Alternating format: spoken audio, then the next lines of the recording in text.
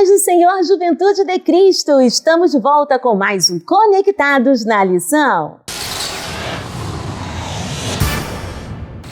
Muito bem, estamos de volta com mais um Conectados na Lição. E já queremos dar boas-vindas ao comentarista da lição, que já está aqui, gente, nos estúdios da Editora Betel. Eu estou falando dele, pastor César Rosa de Mello. Seja muito bem-vindo, pastor. E também aos representantes da Juventude de Cristo. Estou falando dela, diaconisa Jennifer Welter. Seja muito bem-vindo e representando os meninos, os jovens. Estou falando dele, diácono Vitor Rangel. Seja muito bem-vindo. Estamos estudando com a revista Conectar Mais Jovem a temática Daniel e Ezequiel, a escatologia na perspectiva dos profetas. A lição de hoje é de número 8 e traz o título Daniel e o Apocalipse. Gente, e já queremos fazer a primeira pergunta de hoje ao nosso comentarista da lição, pastor César Rosa de Mello. Pastor, seja muito bem-vindo. Agora, pastor, a pergunta que não quer calar. Quais as profecias de Daniel que coadunam com o livro de Apocalipse?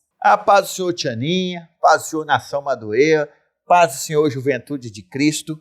Essa questão de Daniel e o seu vínculo com Apocalipse, a própria verdade prática vai dizer assim: Deus revela a Daniel lampejos sobre o tempo do fim, mostrando o seu domínio sobre a história na consumação de todas as coisas. Algo bem interessante que Daniel fala, e Jesus vai pontuar sobre isso no seu sermão profético, é sobre a abominação no lugar santo.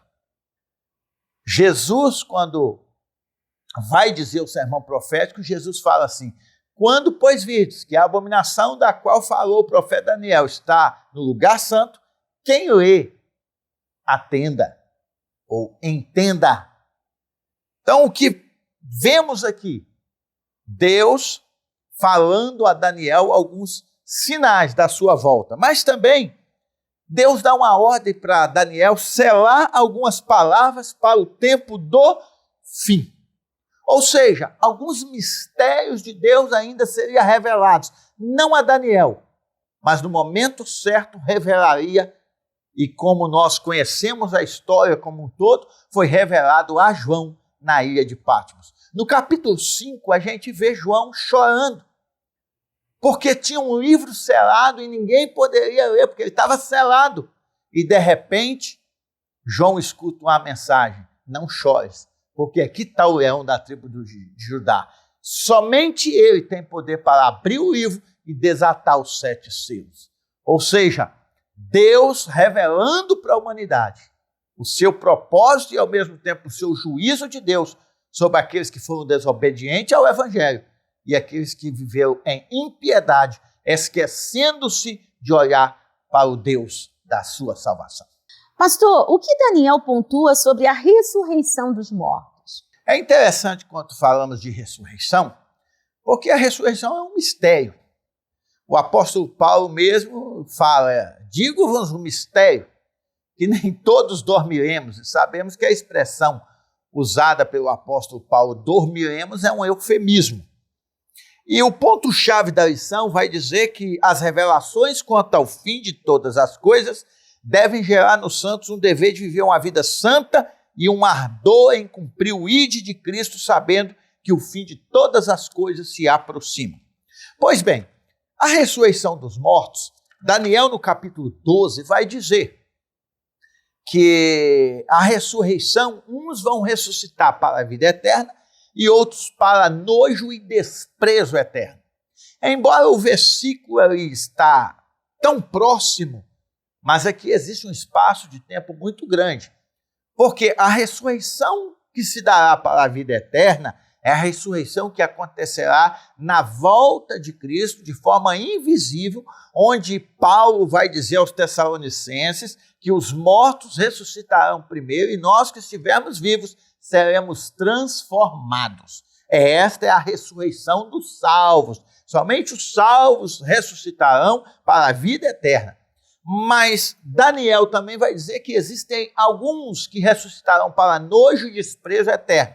Que ressurreição é essa? É a segunda ressurreição que está descrito lá no fim do Apocalipse, onde os mortos ressuscitarão para estarem diante do tribunal de Cristo, onde diz que o mar vai ter que dar os seus mortos, a terra há de dar os seus mortos, para que todos eles sejam julgados.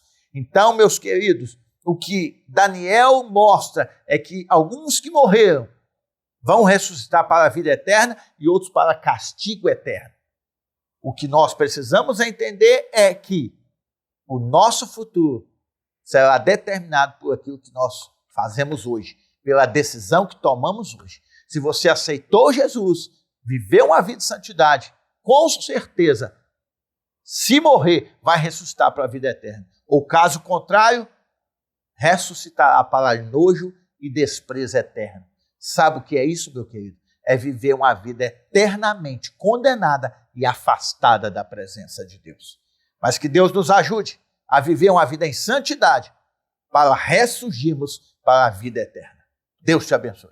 Conectou? Lembrando que a Editora Betel disponibiliza para a Juventude de Cristo o PIL, o Plano de Incentivo à Leitura, que são textos que vão abrilhantar ainda mais os estudos da Palavra de Deus. E nós estamos aqui recebendo dos nossos estúdios da Editora Betel o representante de Cristo. Estou falando dele, diácono Vitor Rangel. Seja muito bem-vindo. Vitor, diga para a gente o que o PIL traz para a Juventude de Cristo nesta semana. A paz do Senhor, Tianinha. A paz do Senhor, Pastor César. A paz do Senhor, Jennifer. A paz do Senhor, Juventude de Cristo. O PIL dessa semana, que é o Plano de Incentivo à Leitura, tem por tema o que significa fim dos tempos. Nós sabemos muito bem que essa expressão fim dos tempos está atrelada às profecias, aos grandes acontecimentos na terra, até o grandioso dia do Senhor Jesus, quando Ele virá buscar a sua igreja, que nós possamos estar prontos para esse grande dia, para este grande acontecimento, lavando sempre as nossas vestes no sangue de Jesus, sempre buscando a sua santidade em nome de Jesus. E, Pastor César, a juventude quer saber, na visão de Daniel, o que seria o tempo do fim? A paz do Senhor, diácono Vitor. Quando a gente fala de tempo do fim, a gente precisa tomar muito cuidado.